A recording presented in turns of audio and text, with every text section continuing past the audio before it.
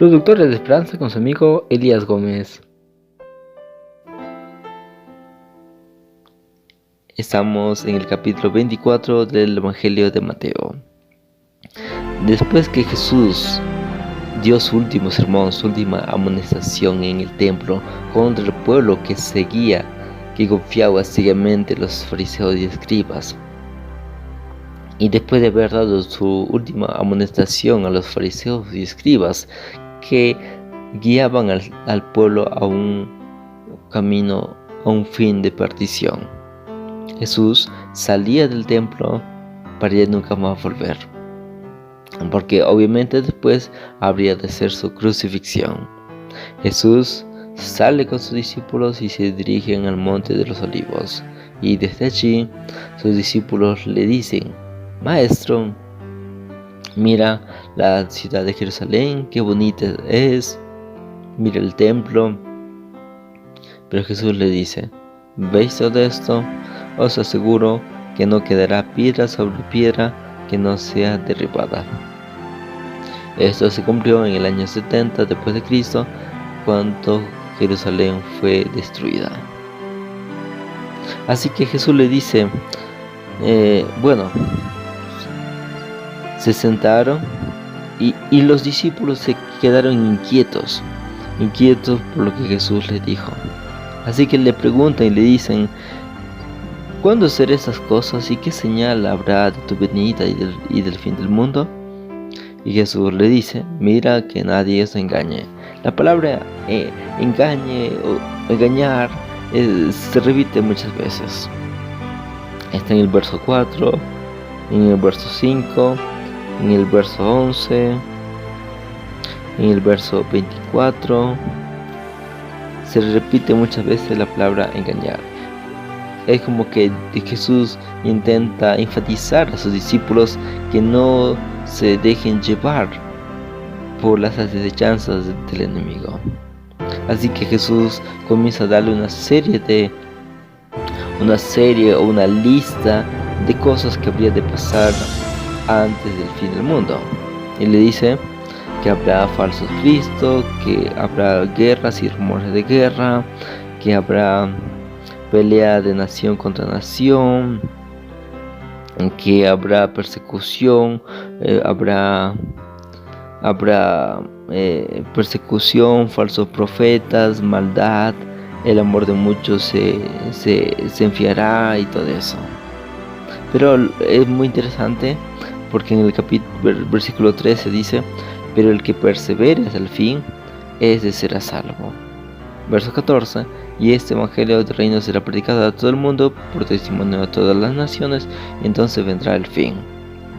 Es muy curioso porque las señales anteriores no son el fin, solo es principio de dolores. Versículo 8 dice: principio de dolores.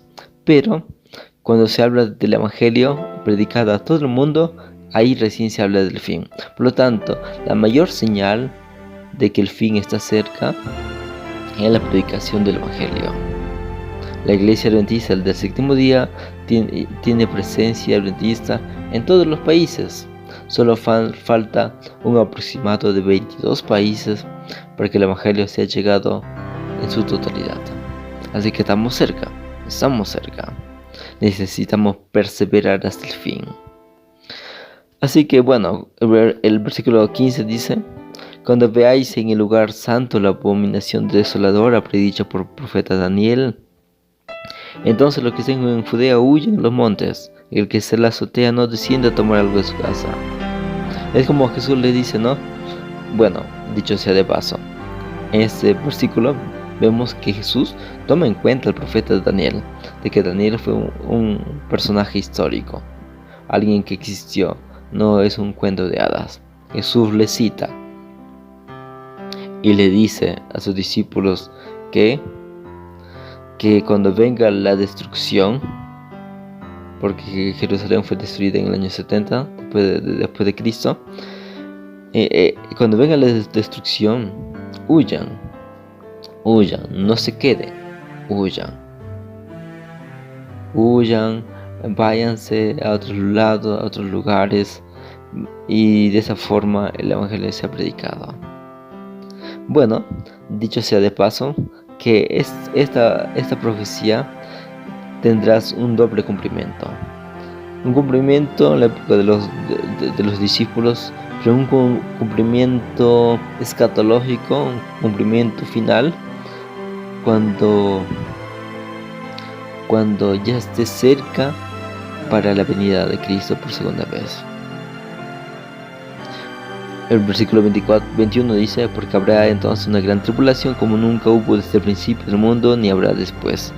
Y esos días, si no fueran acortados, nadie se salvaría. Pero a causa de los elegidos, esos días serán acortados.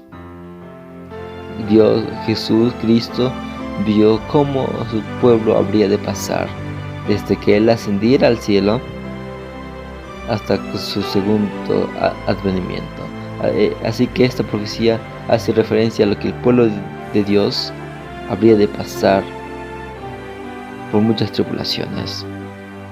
Pero Jesús sigue diciéndole a sus discípulos de forma enfática que no se dejen engañar, porque la venida de Cristo no va a ser, va a ser falsificada. El enemigo va a intentar falsificar, a tal punto que van a decir: aquí está el Cristo, ha llegado, está en el desierto, está en tal lugar, está en tal ciudad, predicando, sanando. Pero Jesús dice que no se dejen engañar, porque la venida de Cristo no va a ser de forma sutil, sino, verso 27, porque como el relámpago sale del oriente y se muestra al occidente, así será la venida del Hijo del Hombre. Es decir, la venida de Cristo será un evento magno, un evento tremendo a nivel mundial, y todos lo verán. Va a ser algo literal, no simbólico, no parcial de un solo lugar que va a llegar. Además, versículo 30 dice que la venida del Hijo del Hombre, es decir, Dios, será sobre las nubes del cielo, con gran poder y majestad. Va a ser un evento realmente terrible. Obviamente terrible para los que se pierden, pero un evento grande de bendición para los que esperan su venida con ansias. Y enviará a sus ángeles con gran voz de trompeta, y juntará a sus elegidos. Luego Jesús le dice a sus discípulos, desde el versículo 32 al 36, que deben aprender de la misma naturaleza. Por ejemplo, dice: cuando las hojas de la higuera brotan, uno sabe que viene el verano. Cuando miramos al cielo y vemos que está oscuro, sabemos que va a llover, pero no sabemos a qué hora y qué día exactamente va a llegar el verano. No sabemos qué día, qué hora va a llover, exactamente en qué minuto, pero lo que sí sabemos es que va a llover, que se va a dar. Así que Jesús le dice que deben estar preparados, que debemos estar preparados, porque si bien es cierto, no sabemos el día ni la hora cuando va a llegar Jesús, pero sí sabemos los eventos. Y luego Jesús le dice que su venida va a ser como en los días de Noé. Como en los días de Noé, la gente impía comía, bailaba, disfrutaba sus fiestas, hacía sus cosas, se daba en casamiento, vivía una vida como si nada. Para ellos la venida de Cristo habría de ser una sorpresa. Así como el diluvio para ellos fue una sorpresa, la venida de Cristo va a ser una sorpresa para ellos, porque no estaban preparados. Por lo tanto, debemos estar preparados para que la venida de Cristo no nos dé por sorpresa. Es por eso que el verso 42 dice: velad pues, porque no sabéis a qué hora ha de venir nuestro Señor. Debemos velar, debemos perseverar, debemos ser constantes, porque aunque no sabemos cuándo, pero sabemos que está cerca. Y luego, el versículo 45 al 51, Jesús da una especie de anuncio de lo que habrá como recompensa. Jesús le dice que si ellos permanecen fieles, serán como el siervo bueno, el siervo que que hizo el encargo que su patrón le encomendó, y cuando su patrón volvió lo encontró haciendo ese encargo. Por lo tanto le dirá buen siervo fiel. Pero si no perseveran, si no son fieles, serán como el siervo malo que dijo: bueno, voy a hacer el encargo. Al inicio hacía con entusiasmo, pero luego dijo: mi patrón tarda en venir, así que ¿para qué hacer el encargo? Mejor lo dejaré eso al final. Pero Jesús le dice que de pronto el patrón va a llegar y verá al siervo malo que no hace nada, no hace el encargo que se le dio, y le dirá y lo expulsará a las tinieblas, y allí será el llanto y el crujir de dientes. Como quien decirle a sus discípulos: ustedes tienen esas dos opciones: permanecer y ser fieles, y ser como el siervo bueno que hizo lo que se le encargó de predicar el evangelio, de perseverar, de ser fiel, o ser el siervo malo. Tienen dos opciones. Bueno, en este capítulo podemos ver esas lecciones. Es un capítulo sumamente muy interesante, muy extenso, porque habla de muchas cosas. Habla de las señales del tiempo del fin.